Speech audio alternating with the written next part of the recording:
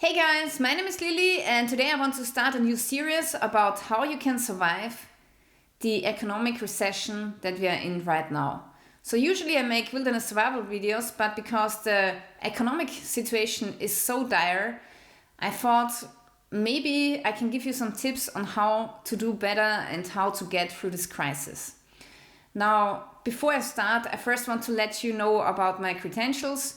So after high school, I have studied economics for 5 years and I majored in marketing. And then after my master's degree in economics, I have worked for various tax consultants and I worked there as an accountant and I have done taxes for at least 300 people. Okay, the first thing that I want to tell you is there are a couple of people advertising their seminars on YouTube. They are promising you that you will get rich if you just follow their method, and they have developed this special theory on how to make money, and if you just pay them, I don't know how many $100 for the seminars, you will get rich in the end. Don't give those people any money, because the information that they are giving you, you can easily learn it either for free on YouTube, in the internet, or you can purchase some books for $20 and then in this book they will even give you more information as they give you with their seminars. So don't give those people any money because they just make a living off of you. Apparently a lot of people are falling for it, and I just want to warn you of those guys. Don't give them any money. So that's the first thing. The next thing is, I've met a lot of people in my life, and some are doing really good with money, others are not doing great with money. So some people, if they get money, it just runs through their fingers and they never have savings on their bank account. And unfortunately, those people never learned how to deal with money. We really have a problem in education. Our schools are not teaching us enough about how to deal with money. And yes, I have studied economics, so I learned a lot of knowledge from there. But the average Austrian citizen is not learning how to make their own taxes, how to run a business. They're learning nothing. Yeah. So we really have an education problem.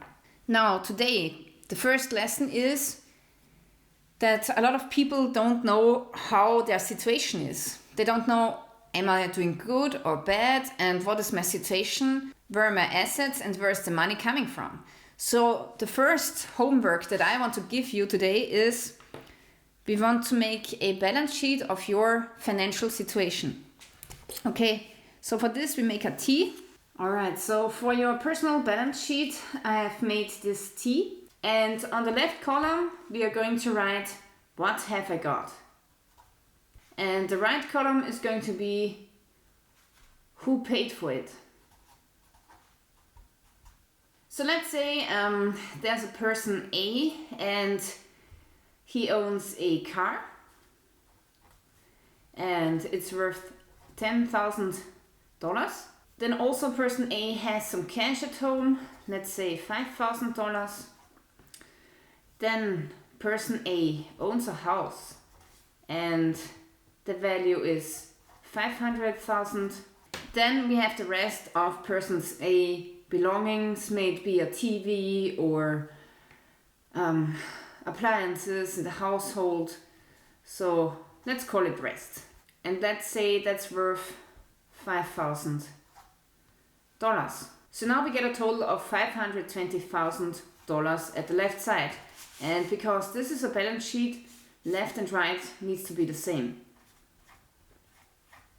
So now we want to find out who paid for all of this.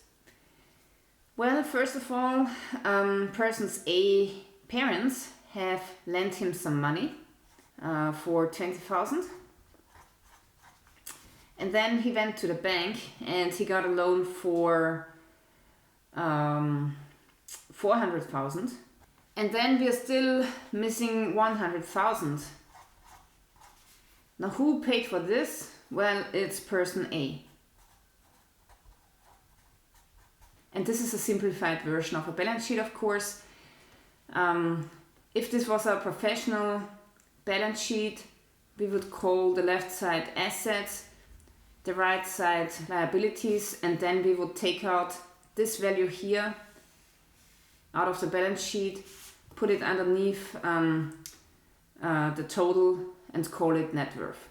Alright, so this balance sheet is something that you can easily make for yourself, and this will give you a little bit of a better overview of your belongings and also of your liabilities. So now comes the next thing, which is maybe even more important than this balance sheet.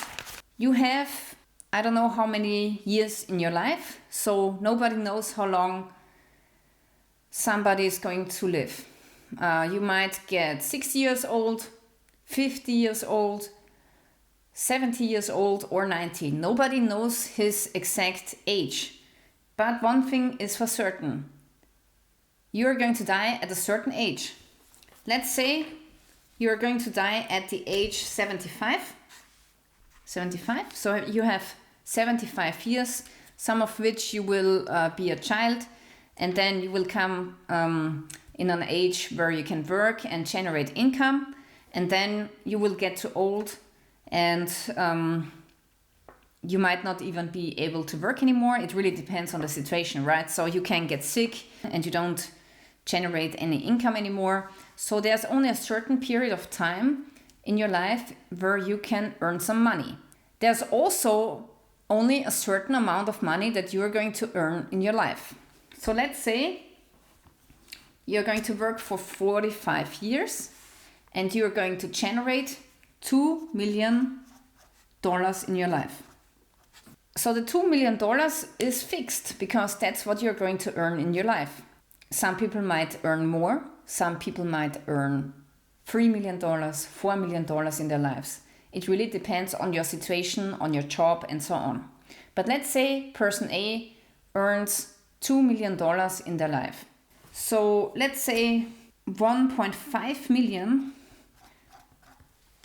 is going to be spendings that you have to do. Like, for example, you have to pay off your house.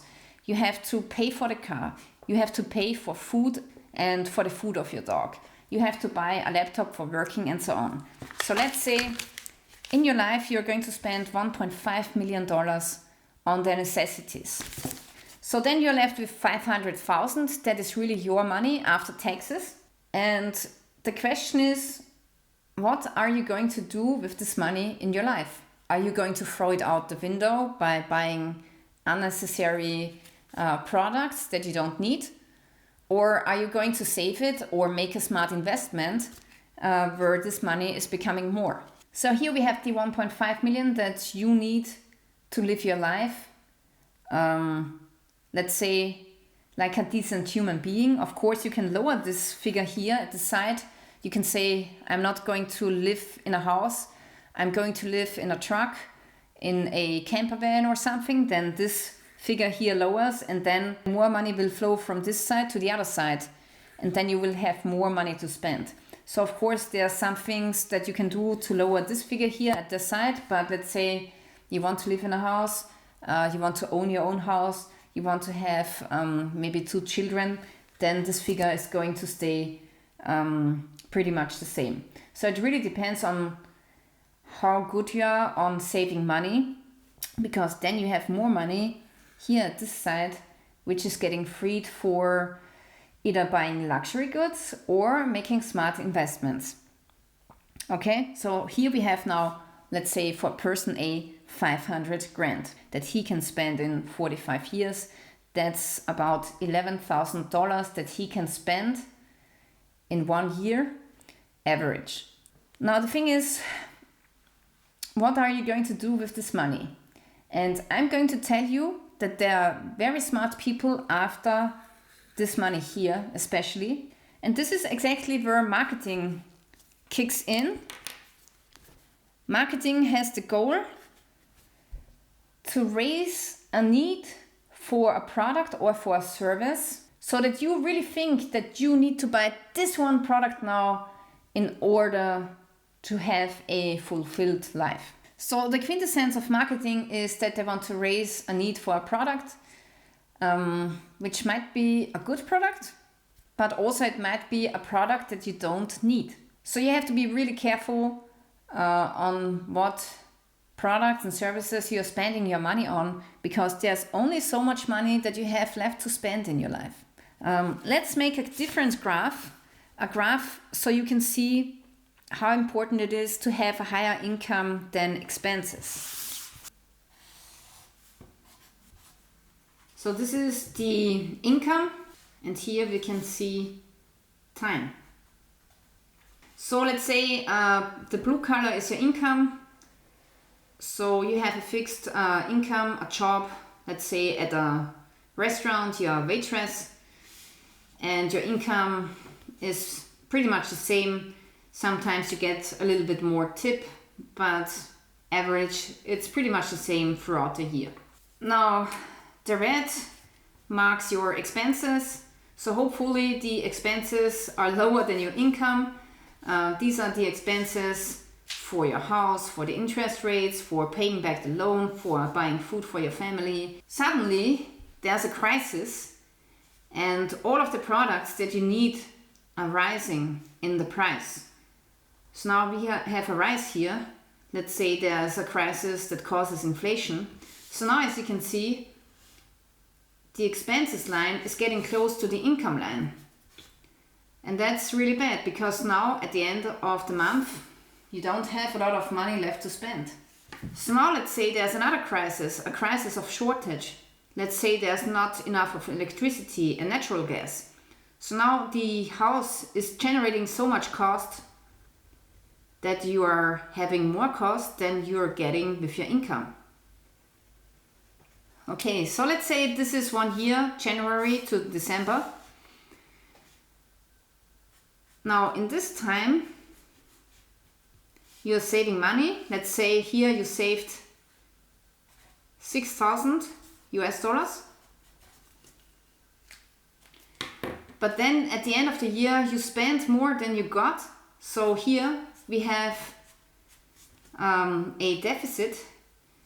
That's, let's say it's 3,000 minus 3,000.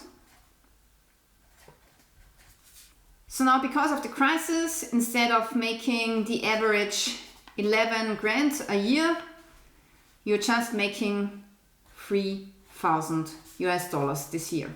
So that's really bad. You're still making savings, but not as much as you would have done without the crisis of the economy. So as you can see, my friends, an economic crisis is robbing us of our savings. Now this person still has savings, which is good, but some people, they are losing all of their savings and then they are getting into debts, which is even worse for them. Now it really depends on what's the reason why you are in debts. Now, taking up a loan to buy a car is not a good idea. Why? Because cars are always losing value, especially in the first 2 years. So don't buy new cars because it's not a good investment.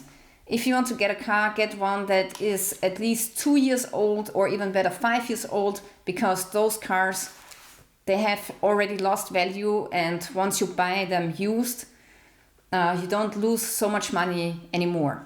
But still with cars, you lose money every year. So usually they are not getting more value, except if you have old timers and such.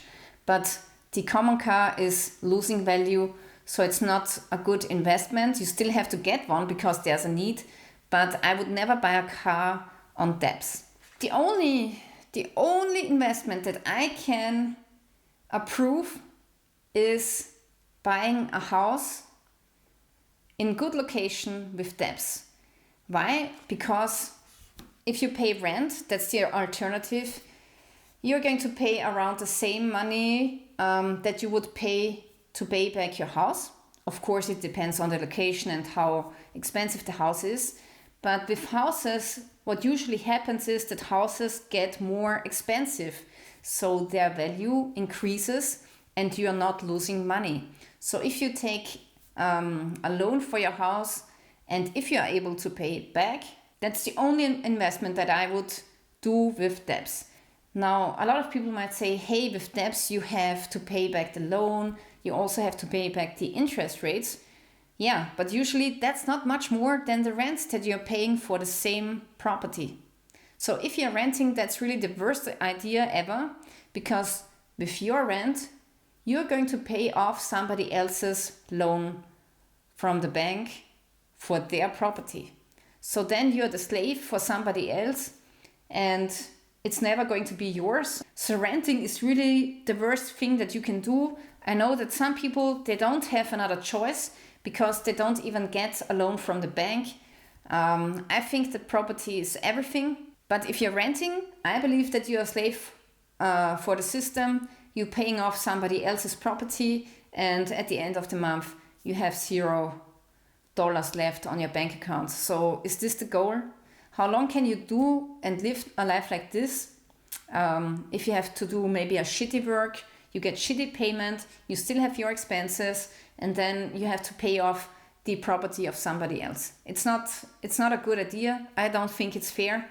And I completely understand young people who say no to this, and to say, I want to have a life too, I want to have a free time too, and I don't want to be a slave to the system. I don't want to pay rent for somebody else so that another person can have property without raising one finger.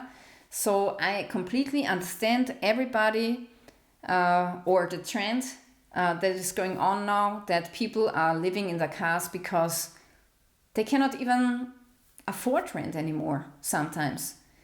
So what I've heard is that people who work 40 hours, they often cannot afford the rent anymore. And that's crazy. So something is really wrong with the system. It's not a good system if it produces a lot of homeless people. And I can only completely understand everybody who is moving in the car and trying to save money this way. So to sum up this video, my financial advice to you guys is that right now it's not wise to spend a lot of money on luxury goods. Right now is the time to save money, because you never know if something like this happens. It doesn't have to be an economic crisis. It can also be a personal illness, so that you cannot go to work anymore, and then you're using up your savings. And the next thing is, you definitely want to pay off your debts. Especially now, as the interest rates are rising, you want to bring down your debts to a level where the interest rates are not as painful anymore. And it really depends on your contract. So some people have a fixed rate contract with their bank. I don't. So I think I only had it in the first 2 years, but now it switched to variable interest rates. So now with every increase of interest rates that the Fed is doing and the European Central Bank, you're going to lose money. So make sure you're paying off your debts. That's really important. Pay them off to a level where the interest rates are not as painful anymore. All right, so this is it for today. I really want to thank you for watching. This was the first episode completely for free for you guys on how to survive a economic depression or crisis. And yeah, if you want to see more videos like this, then make sure that you're subscribing to my channel. Stay tuned till next time.